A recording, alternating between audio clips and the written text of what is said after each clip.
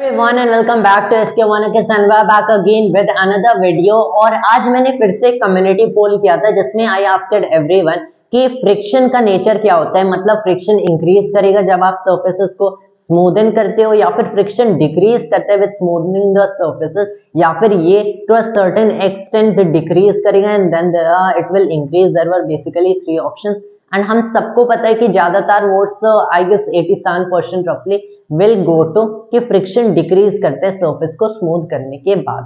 मतलब कोई सर्फेस है उसे आपने और ज्यादा स्मूथ किया, उसकी रफनेस रिमूव किया तो फ्रिक्शन वहां पे डिक्रीज करेगा। हाउएवर अगर इस पर्टिकुलर केस को अप्रोच किया जाए so it is not as a straightforward answer as you might think कि आपको अपनी आपकी टेक्स्ट बुक्स ने सिखाया कि फ्रिक्शन बेसिकली जो रफ सर्फेसेस होते हैं उसके लिए ज्यादा होता है, स्मूथ सर्फेसेस के लिए कम होता है। You can not directly stated that way. थोड़ा सा let's revive about the nature of friction.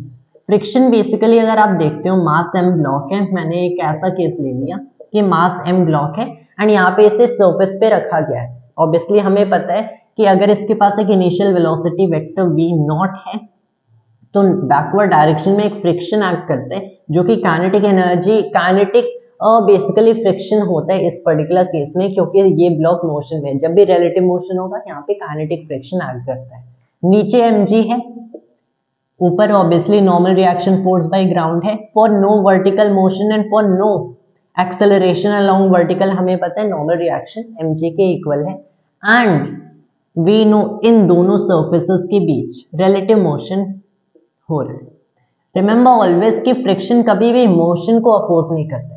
It doesn't care कि ये ऑब्जेक्ट ये वाला सरफेस मोशन में ये वाला सरफेस मोशन में, actually doesn't care. It cares कि इस सरफेस एंड इस सरफेस के बीच कितने अमाउंट का रिलेटिव मोशन हो रहा है, क्या है rate of relative motion. That is यहाँ पे सिंस ये सरफेस रेस्ट पे कंसिडर्ड है, ये वेक्टर v नॉट से मूव कर रहा है ग्राउंड फ्री, तो obviously vector v not is the relative velocity between this surface and this surface. Relative motion है तो वहां पे फ्रिक्शन इस रिलेटिव मोशन को अपोज करेगा। बहुत बार फ्रिक्शन और मोशन को कॉज करता है while still opposing relative motion.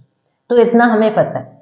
एक बार अगर आप यहाँ पे नेचर ऑफ फ्रिक्शन देखते हो तो फ्रिक्शन ओरिजिनेट कहाँ से करता है। हम सबको पता है friction is electromagnetic in nature. Basically क्या होता है कि friction arises due to the roughness of objects at the atomic and nuclear level. इसको थोड़ा मैं और ब्रॉडर पिक्चर बना देता हूँ। हाँ, something like this. So friction basically क्या होता है due to the roughness of objects at microscopic level arise करता है। This is the picture. अगर इसे एक माइक्रोस्कोपिक एक एटॉमिक स्केल पे बनाया जाए, आप कोई भी स्मूथ सरफेस ले लो, उसे माइक्रोस्कोपिक लेवल पे व्यू करते हो तो these will not be flat at all. ये बेसिकली रफ सर्फेसेस होते हैं।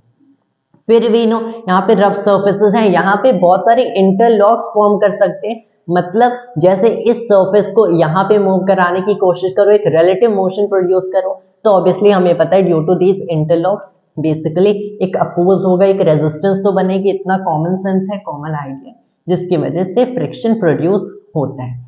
अगर आपने इन सर्फेसेस को स्मूथ किया so number of interlocks is basically decreasing. हमें पता है तो सर्फेसेस को स्मूथ करने के बाद स्मूथनिंग द सर्फेसेस,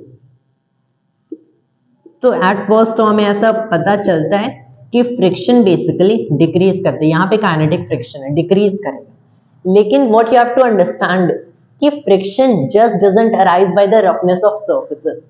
अगर माइक्रोस्कोपिक लेवल पे भी देखो, फ्रिक्शन बेसिकली 2 फैक्टर्स पे डिपेंड कर रहा है। एक तो बेसिकली ये सर्फेसेस कितनी रफ है, रफनेस, एंड तो ये क्लियरली अगर आप देखते हो डायरेक्टली रफनेस पे डिपेंड करते हैं। जितनी ज्यादा रफ होगी ये फ्रिक्शन बेसिकली उतना ज्यादा होगा। उतना ज्यादा क्यों होगा? जितनी ज्यादा रफ सर्फेसेस होंगी तो माइक्रोस्कोपिक लेवल पे उससे भी ज्यादा रफ होंगी, जिसकी वजह से due to these interlock forming basically static या फिर काइनेटिक फ्रिक्शन इंक्रीज करेगा। जो दूसरे यहाँ पे फैक्टर बेसिकली देखते हो वेल्डिंग पॉइंट्स, आप फिर यहाँ पे कितने वेल्ड्स आपको दिखते हैं। It is something like this कि एक फेनोमेना होता है विच इज कोल्ड वेल्डिंग। बहुत बार कुछ ऑब्जेक्ट्स आप देखोगे उन्हें स्मूथ करने के बाद they are completely sticking into each other.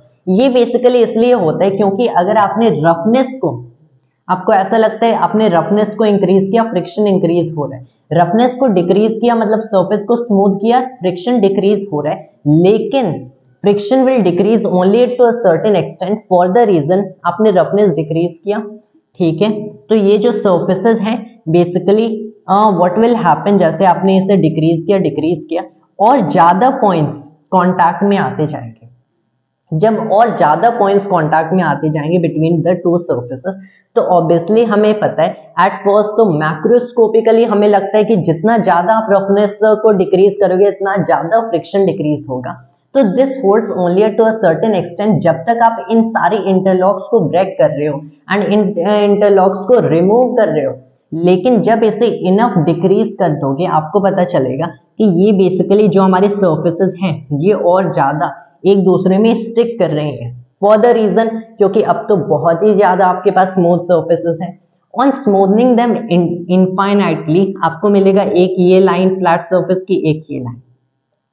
अब दोनों सर्फेसेस के बीच में डिस्टिंग्विश करने का तो बेसिकली यहाँ पे कोई चांस ही नहीं है क्योंकि ये भी फ्लैट सर्फेस, ये भी फ्लैट सर्फेस।